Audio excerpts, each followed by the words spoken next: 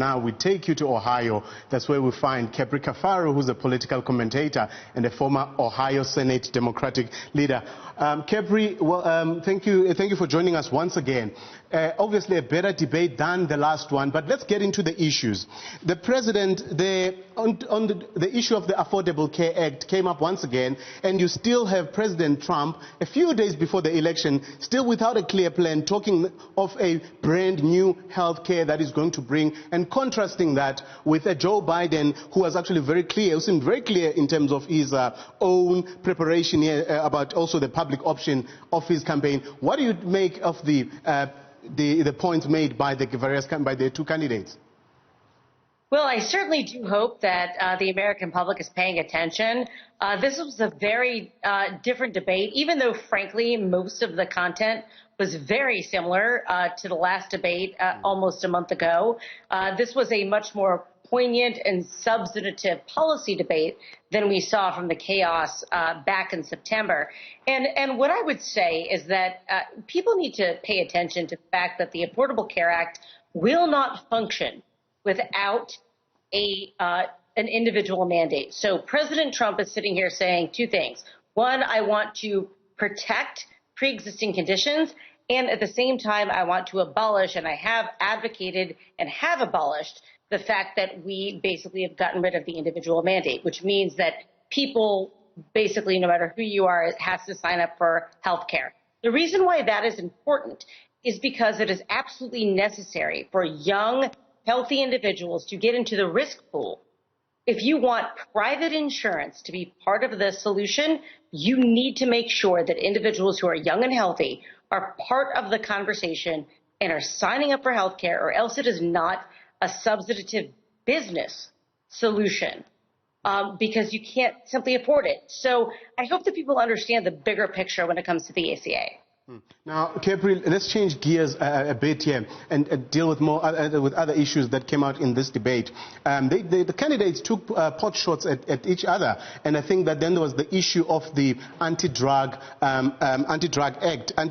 legislation, where you had Joe Biden admitting that the Obama administration, which was part of, did not do very well. He actually said it was a mistake, and we've not had many admissions in this presidential campaign. What do you make of that? Well, you know, I would say that this is one of the places where President Trump is actually probably the strongest when it comes to the prison and sentencing reform. And then, of course, with former Vice President Biden's record on the crime bill back in 1994, and then some of the issues when it comes to sentencing versus the crack and cocaine.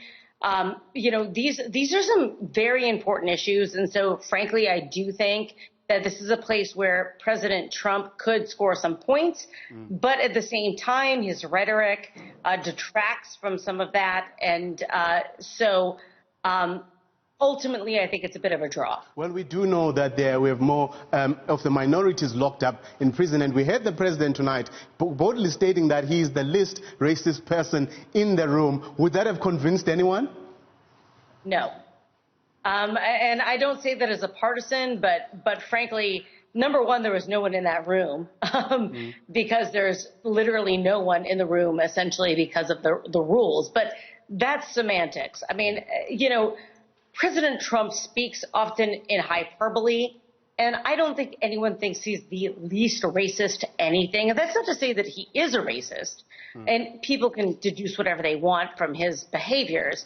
But frankly, the fact that he's saying he's the least racist, it's not going to convince anyone. I think people understand that President Trump speaks in these big platitudes, and it means nothing. Yeah. Now, Capri, millions of Americans have already voted by mail, and one of those Americans is a former Republican candidate, Mitt Romney, who said publicly that he did not vote for Donald Trump. How big is that a factor actually? None at all. There are so many big-name Republicans right now that have come out against Donald Trump.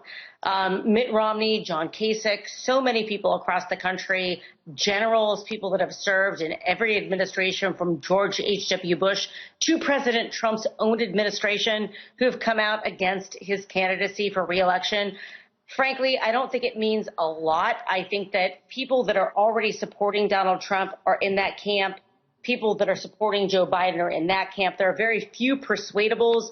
And frankly, those individuals that are saying we are Republicans, the Republican Party and the Democratic Party as well, but the Republican Party has changed drastically. It is the party of Donald Trump, and a lot of traditional Republicans do not associate themselves or affiliate themselves with the current GOP, which is very aligned with President Trump. All right. Thank you very much. That's Capri Cafaro, who is a political commentator and is the former Ohio Senate leader for the Democratic Party. It's always good to hear from Americans about their own election, which is now in a few days' time, or that is on the 3rd of November.